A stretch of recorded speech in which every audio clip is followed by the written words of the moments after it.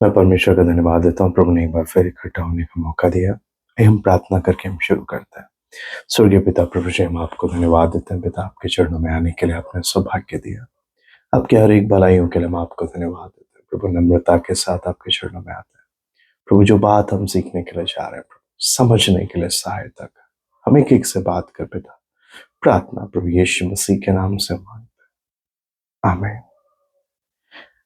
आज हम जिस विषय को हम देखने जा रहे हैं वो है परमेश्वर के दासों को, कलीसिया की और परमेश्वर के अगुए जो हैं, उनके नीचे जो सेवक हैं, उनकी प्रार्थनाओं की बहुत ज़रूरत महसूस होती है। और वो चाहते हैं, परमेश्वर के दास चाहते हैं कि कलीसिया उनके लिए प्रार्थना करे। और कई बार हैरानी होती है कि विश्वासी लोग सोचते हैं कि हम जाते हैं अपनी ज़रूरतें, अपनी चिंताएं लेकर प्रभु के दास के पास कि वो हमारे लिए प्रार्थना करें, तो उनको हमारी प्रार्थनाओं की क्या ज़रूरत होगी। लेकिन आप अगर वचन को ध्यान से समझेंगे और कई बातें जो इसमें देखने की, आप जब समझेंगे तो आपको समझ में आएगा कि हाँ, सच में परमेश्वर के दासों को कलीसिया की प्रार्थनाओं की बहुत आवश्यकता होती है। और इसलिए वचन में मैं पढ़ना चाहूंगा 2 कुरिन्थी पहला अध्याय उसका 11वां वचन। पौलुस कुरिन्थ की कलीसिया को बोलता है, तुम भी मिलकर प्रार्थना के द्वारा हमारी सहायता करोगे, है ना। पौलुस कलीसिया को बोलता है कुरिन्थ की, तुम मिलकर प्रार्थना के द्वारा हमारी क्या करो, सहायता करो।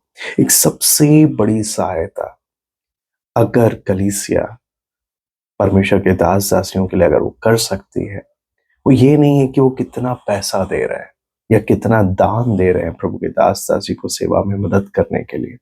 उससे भी बढ़कर होता है कि कलीसिया वफादारी से अपने प्रभु के दास दासियों के लिए प्रार्थना करे।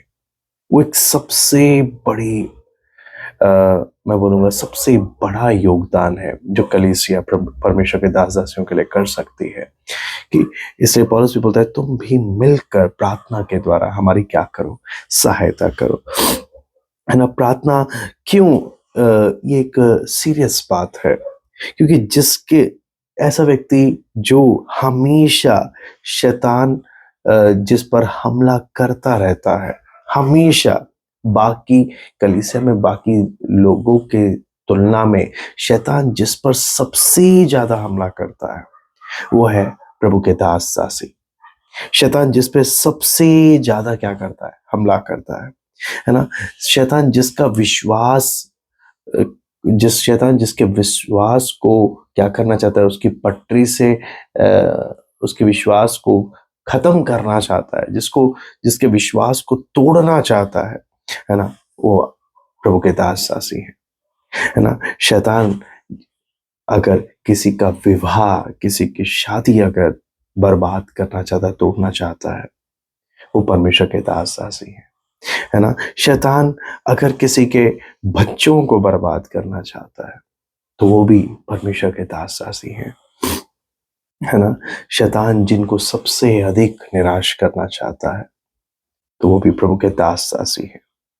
तो जब आप समझते हैं कि भाई कलीसिया में परमेश्वर के लोगों में शैतान के सबसे बड़े टारगेट परमेश्वर के दास दासी हैं, क्योंकि अगर ये बर्बाद हो गए, ये टूट गए, ये बिखर गए, ये नाश हो गए, तो कलीसिया तो अपने आप ही बर्बाद हो जाएगी।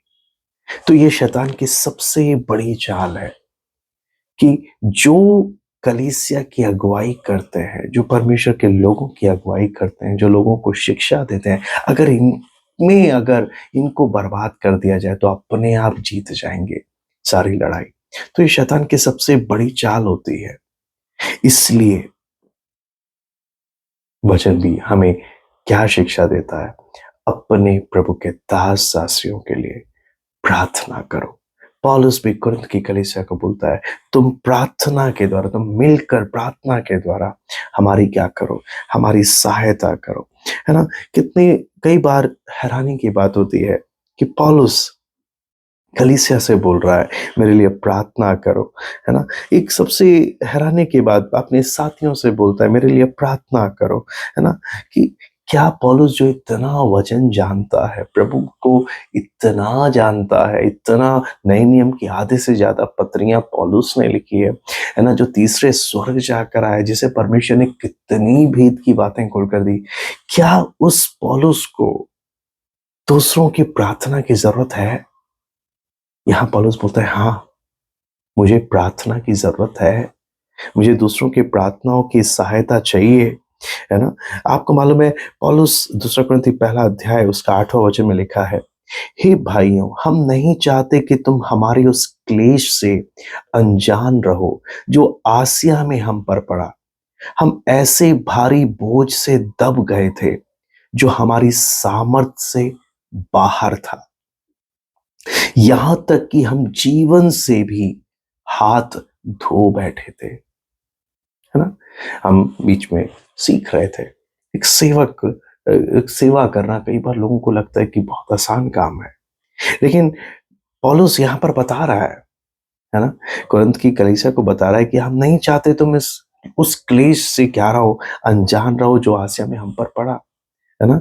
कि कैसा क्लेश पड़ा, हम ऐसे बोझ से दब गए थे जो हमारे सहने से बाहर था, हमारी ताकत से बाहर था, है ना। यहां तक कि हम जीवन से भी क्या धो बैठे थे, हाथ धो बैठे थे। यानी इतना प्रेशर, इतना दबाव, इतना क्लेश ये सह रहे हैं, है ना। हर एक परमेश्वर के जन को ऐसे अनुभवों से गुजरना होता है जहां उसे लगता है ये मेरे सामर्थ्य से बाहर है, ये मैं नहीं कर पा रहा। यहाँ पे पौलुस तो बता रहा है, लेकिन कितनी बार परमेश्वर के दास ऐसे कुछ नहीं बोल पाते किसी को।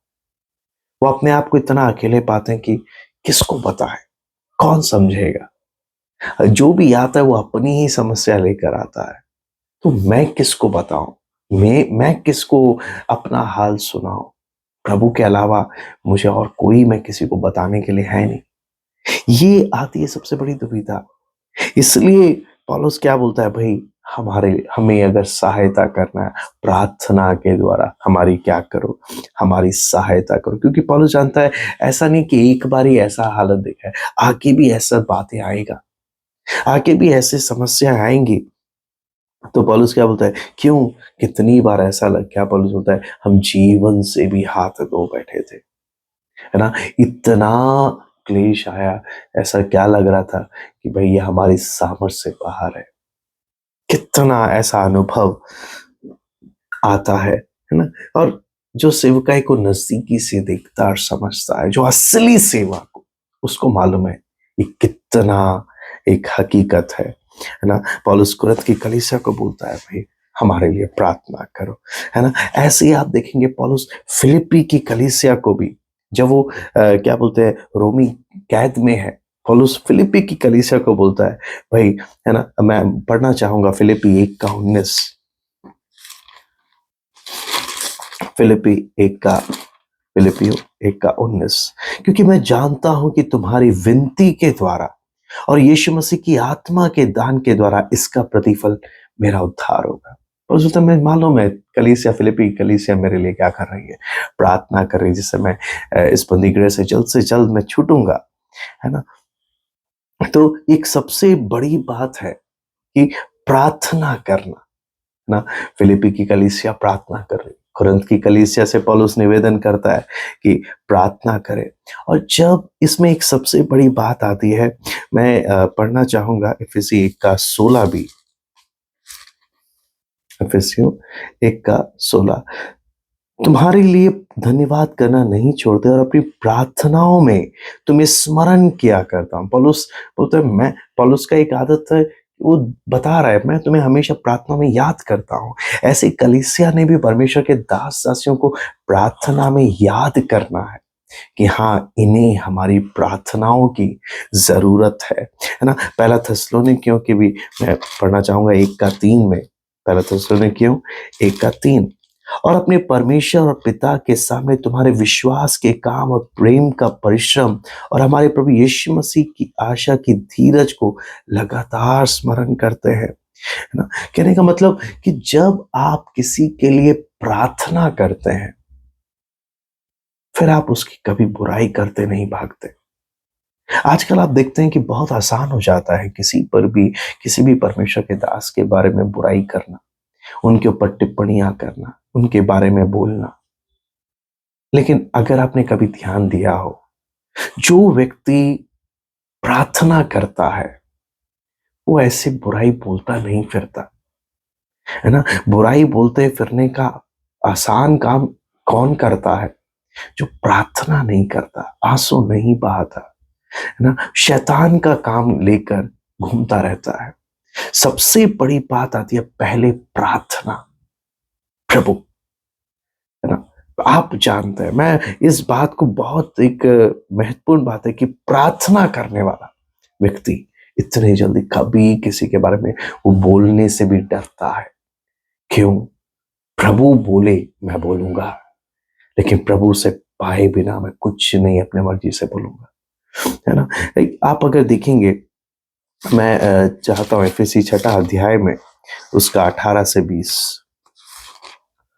इफिसी 6 अध्याय उसका 18 से 20, है ना? हर समय और हर प्रकार से आत्मा में प्रार्थना और विनती करते रहो और इसीलिए जागते रहो कि सब पवित्र लोगों के लिए लगातार विनती किया करो, है ना? और मेरे लिए भी, कि मुझे बोलने के समय ऐसा प्रबल वचन दिया जाए कि मैं साहस के साथ सुसमाचार का भेद बता सकूं, जिसके लिए मैं जंजीर से जकड़ा हुआ राजदूत हूं, और यह भी कि मैं उसके विषय में जैसा मुझे चाहिए साहस से बोलूं। पौलुस क्या बोल रहा है एफएसी कलीसिया को? भैया मेरे लिए भी प्रार्थना करना कि मैं उस साहस के साथ, है ना, उस दिलेरी के साथ, है ना, क्या करूं? मैं प्रभु का वचन मुझे दिया जाए और मैं दिलेरी से बोलूं, है ना? पौलुस बोल रहा है मेरे लिए प्रार्थना करना। कुरिन्थ की कलीसिया को बोला मेरे लिए प्रार्थना करना। फिलिप्पी की कलीसिया को देखकर होता है हाँ मुझे मालूम है आप मेरे लिए प्रार्थना कर रहे हो, है ना? यहाँ पर हम एफएसी की कलीसिया को देख रहे हैं, बोलते मेरे लिए प्रार्थना करना, है ना? कुलुसी 4 भी मैं पढ़ना चाहता हूँ। कुलुसी 4 और उसे ऐसा प्रकट करूं जैसा मुझे करना उचित है ना? 3 भी मैं पढ़ना चाहता हूँ। इसके साथ ही साथ हमारे लिए भी प्रार्थना करते रहो कि परमेश्वर हमारे लिए वचन सुनाने का ऐसा द्वार खोल दे कि हम मसीह के उस भेद का वर्णन कर सकें जिसके कारण मैं कैद में हूं, है ना? क्या बोलता है? हमारे लिए भी प्रार्थना करते रहो, है ना? कि परमेश्वर हमारे लिए वचन सुनाने का क्या खोले? द्वार खोले ना। पौलुस बोलता है हमें प्रार्थना की क्या है? जरूरत है ना? दूसरा थिस्सलुनीके 3 का 1 भी मैं पढ़ना चाहता हूं। अंत में हे भाइयों, हमारे लिए प्रार्थना किया करो कि प्रभु का वचन ऐसा शीघ्र फैले और महिमा पाए जैसे तुम्हें हुआ है। थिस्सलुनीके की कलीसिया को बोलता है हमारे लिए प्रार्थना किया करो। कहने का मतलब पौलुस कितना महसूस करता है कि हमें प्रार्थनाओं की बहुत जरूरत है। एक सवाल है, क्या हम एक ऐसी कलीसिया बनेंगे जो प्रभु के दासियों के लिए वफादारी से प्रार्थना करेंगे ताकि शैतान की कोई चालाकी कभी सफल ना होने पाए? क्या हम प्रार्थना करने वाले लोग बनेंगे? हाँ, मैं दूसरा तीमुथियुस 4 का 5 भी मैं पढ़ना चाहता हूं। दूसरा तीमुथियुस 4 का 5, पर तू सब बातों में सावधान रहे, दुख उठा, सुसमाचार प्रचार का काम कर और अपनी सेवा को पूरा कर, है ना? बोलने का मतलब सेवा का एक काम जब दिया गया है तो एक परमेश्वर के दास कितना दबाव झेलता है, कितनी बातों का सामना करता है ना? कई बार दूर से देखने में ऐसा लगता है क्या जिंदगी है ना? कितने मजे से ये जीवन काट रहे हैं, कितना अपनी इच्छा के अनुसार जीवन व्यतीत कर रहे हैं। लेकिन जो सेवकाई को नजदीकी से देखता है वो जानता है ना, कि कितना दबाव, कितनी बातों का उस व्यक्ति को क्या करना पड़ता है, सामना करता है। अगर परमेश्वर के दास अपना हाल खोलकर बताएंगे तब समझ में आएगा ये क्या झेल रहे थे। या किन बातों को ये सामना कर रहे थे, है ना। लेकिन इसलिए पौलुस क्या बोलता है, भाई हमारे लिए प्रार्थना करो। हे कुरिन्थ की कलीसिया, हे फिलिप्पी, हे इफिसुस, हे थिस्सलुनीके, हमें प्रार्थनाओं का सहयोग चाहिए, है ना। हमें प्रार्थना की जरूरत है। आप हमारे लिए, आपने कि इतना तो कभी दान के बारे में भी नहीं बोला कि दान दो करके, क्या बोला, प्रार्थना चाहिए। क्योंकि सेवा पैसे से बढ़कर परमेश्वर के सामर्थ्य से चलता है। एक सही सेवा, एक प्रभु के वचन के अनुसार का सही सेवा परमेश्वर के सामर्थ्य से चलता है, पैसे से नहीं। पैसा तो उसके, पैसा उसमें बस एक हल्का सा एक मात्र छोटा सा बात है बस। मेन बात है प्रार्थना। क्या वो काम कलीसिया अपने परमेश्वर के दासों के लिए वफादारी से प्रार्थना कर रही है ना। क्योंकि पौलुस का एक आदत है, खुद भी प्रार्थना करता है, कलीसिया से बोलता है आप प्रार्थना करो। मैं चाहता हूं पहला थिस्सलुनीके 5 का आ, हम 25 भी एक बार देख लें। हे भाइयों, हमारे लिए प्रार्थना करो। बार बार क्या बोलता है, हे भाइयों हमारे लिए प्रार्थना करो। कितना, है ना। अक्सर लोग बोलते नहीं है, लेकिन आप समझेंगे कि सच में इन्हें हमारी प्रार्थनाओं की जरूरत है। तो मैं आपको कुछ उदाहरण दे सकता हूँ किन किन क्षेत्रों में आप प्रार्थना कर सकते हैं परमेश्वर के दासों के लिए। सबसे पहले उनके विवाह के लिए प्रार्थना करें, ताकि वो एक वफादार, फेथफुल, है ना, अपने विवाह में वो सही से बढ़े। उनके बच्चों के लिए प्रार्थना करें, ताकि वो प्रभु के भय और प्रभु की पहचान में बढ़े। उनके स्वास्थ्य के लिए प्रार्थना करें।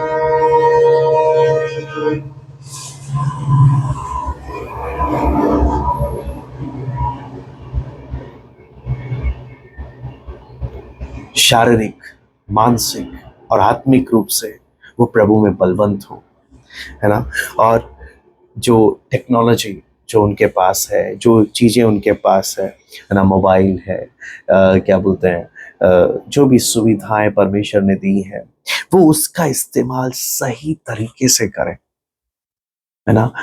किसी भी मोबाइल और किसी भी चीज़ों का इस्तेमाल करते हैं कोई पाप में ना पड़े, है ना। अपना समय फालतू चीज में बर्बाद ना करें, हाँ।